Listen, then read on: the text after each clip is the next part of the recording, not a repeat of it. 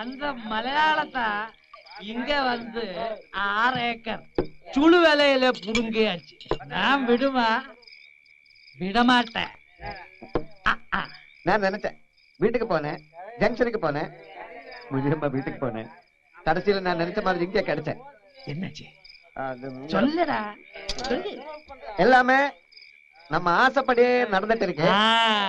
எல்லாம் விவரமா சொல்றேன். நான் கொஞ்சம் உட்காரட்டுமா? ஏதாவது சாப்பிடலாம். கழுத நான் யார் உனக்கு? நான் கல்லு கேட்கல மாமா. சொல்லட்டுமா? சரி வா வெளியே.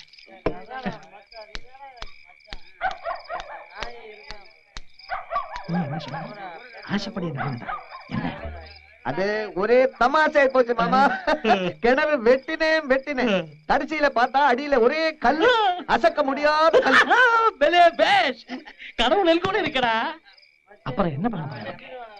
அங்க எல்லாரும் சார்ந்து ஒரே ஆலோசனை.